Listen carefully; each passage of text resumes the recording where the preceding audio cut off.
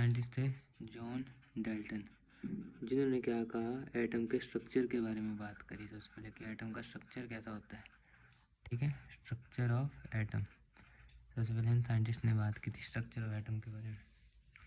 तो इन्होंने क्या कहा, इन्होंने कहा कि ये जो है मैटर का बना होता है। मैटर हम तो भी जानते हैं, मैटर का होता है एटम, जिसमें क्या होता है, पर्टिकुलर एलिमेंट का क्या होता है, सेम होता है। जैसे कोई भी एलिमेंट होगा उसका क्या होगा, एटम का स्ट्रक्चर सेम होगा, जैसे hydrogen, helium, lithium, particular. But क्या होगा, ये डिफरेंट एलिमेंट, जैसे जो है डिफरेंट एलिमेंट है, हीलियम, हाइड्रोजन, नाइट्रोजन का क्या होगा, डिफरेंट एलिमेंट का क्या होगा, डिफरेंट होगा। समझ रहे हैं, हाइड्रोजन का क्या होगा, सेम होगा, बट हाइड्रोजन, हीलियम, लिथियम का क्या होगा, डिफरेंट होगा। इसमें हाइड्रोजन की बात करें तो सेम होगा।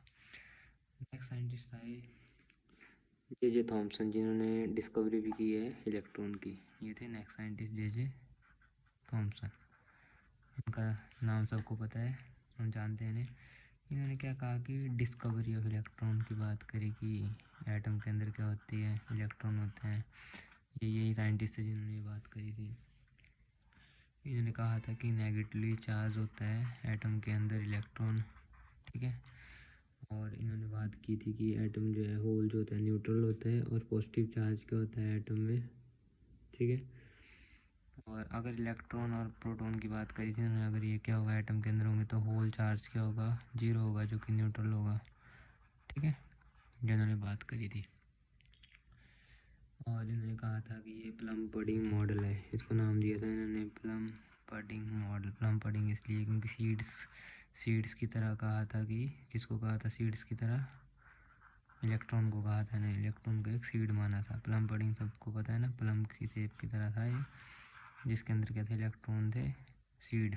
ठीक है, और बाहर से क्या थे, पॉजिटिव चार्ज था, और अंदर क्या थे, सीड इलेक्ट्रॉन थे। ठीक है, बाहर पॉजिटिव चार्ज, अंदर इलेक्ट्रॉन।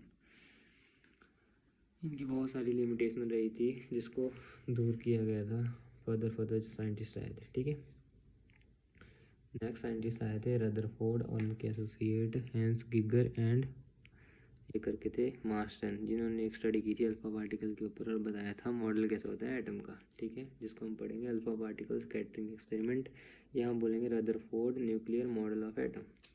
नेक्स्ट साइंटिस्ट बहुत ही फेमस है रदरफोर्ड, इनका आप सभी को ध्यान रखना है। इन्होंने बात करी थी, रदरफोर्ड मॉडल था ये। ठीक है, इन्होंने क्या कहा था ये हम डिस्कस करेंगे अभी।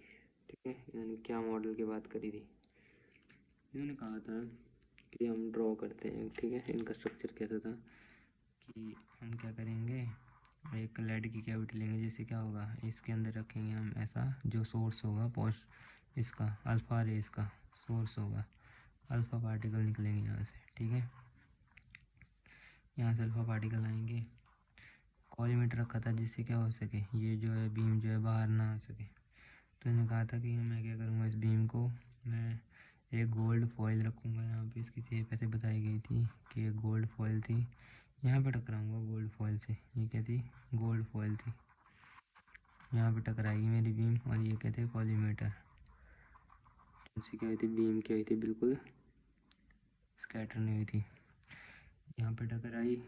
और इसने क्या किया, इसके सराउंड क्या कर दिया, एक फ्लोरिसेंट करके स्क्रीन जैसी लगा दी, जिस पे क्या हमें जो है, ये जितनी भी स्कैटरिंग हो रही की, ये क्या था बच्चे, गोल्ड की फॉइल यहाँ पे अगर टकराएंगे ये बीम इलेक्ट्रॉन की, तो क्या होगी, यहाँ पे स्कैटरिंग होगी। ये स्कैटरिंग देखने के लिए इसने क्या किया, एक स्क्रीन लगा दी। ठीक है, और ये फ्लोरिसेंट थी, ध्यान रखना है, फ्लोरिसेंट, जिस पे क्या होगा, स्पार्क देखने को मिलता है। ठीक है, और इसको देखने के लिए इसने क्या किया, एक डिटेक्टर लगा दिया यहाँ पे। ठीक है, जिससे क्या हो सके, इसकी स्पार्क को देख सकें जो भी टकराए स्क्रीन पे।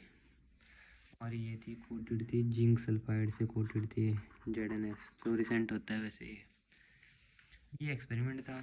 इसमें स्टार्ट करते हैं, इसमें क्या किया था, रेडियो एक्टिव सब्सटेंस लिया था।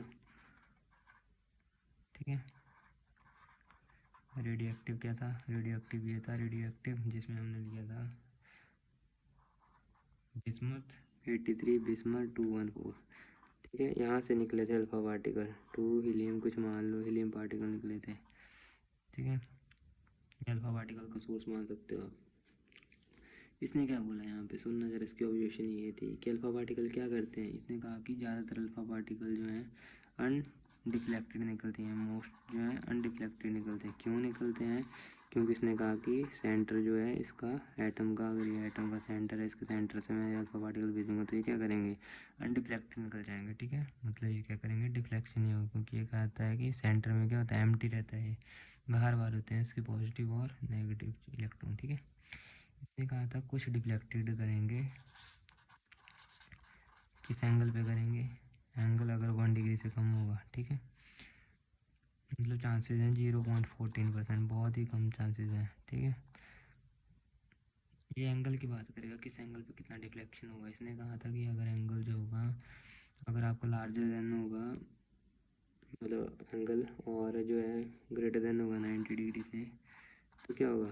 थर्ड केस में इसने कहा था कि एक डिफ्लेक्शन देखने को मिलेगी आपको, कुछ चलो 1 in 8000 में सिर्फ एक डिफ्लेक्शन है।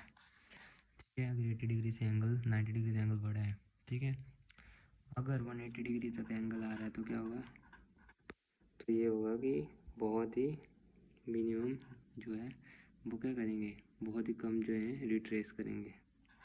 मतलब इस साइड से अगर अल्फा पार्टिकल जा रहे हैं तो क्या करेंगे, वापस इसी से वापस आ जाएंगे। ये इसकी स्टडी थी। इसने कहा था एन थीटा का बात की थी, नंबर ऑफ अल्फा पार्टिकल। ठीक है, कितने अल्फा पार्टिकल में डिपेंड करेगा कितना एंगल है उसका, ये साइन 4 थीटा बाई 2। ठीक है, इसका कंक्लूजन यही था कि ज़्यादातर अल्फा पार्टिकल जो अनडिफ्लेक्टेड जा रहे हैं, कि मतलब जो है बिना किसी मतलब एम्प्टी स्पेस से निकल जा रहे हैं, यहाँ से बिल्कुल एम्प्टी स्पेस से निकल जा रहे हैं। ठीक है, इसका एक ग्राफ भी है, मैं आपको ड्रॉ करके बताऊँ। यहाँ पे अगर ये इसका ग्राफ था, एन थीटा बताया था कितने अल्फा पार्टिकल हैं, और यहाँ पे इसने एंगल लिया था। इसने स्टडी की कि जो है ऐसा कर्व देखने को मिल रहा है, जो 180 डिग्री पे ऐसा कर्व देखने को मिल रहा है बिल्कुल, और जो है 90 डिग्री यहाँ पे और 180 डिग्री यहाँ पे, और ये 0 डिग्री की बात करता है। ठीक है, मैक्सिमम क्या था, इसने कहा अगर मोस्ट जो है अनडिफ्लेक्टेड है। ठीक है, ये इसका कर्व था, और इसने देखा था कि पॉजिटिव चार्ज के लिए और नेगेटिव चार्ज इलेक्ट्रॉन की बात करी थी, कैसे जो है आपको एटम के अंदर देखने को मिलते हैं। पॉजिटिव चार्ज क्या होता है इसका, कहाँ रिजाइड करता है, प्रोटॉन, और नेगेटिव इलेक्ट्रॉन कहाँ रिजाइड करता है, इसकी स्टडी करी थी इसने। और गिवन हमें बताया था कैसे इलेक्ट्रॉन जो है एक एटम के अंदर होता है। ठीक है, thank you for watching this video. अगर आपको वीडियो समझ आया होगा तो चैनल को लाइक ज़रूर करें, वीडियो शेयर करें, सब्सक्राइब करें। Thank you for watching.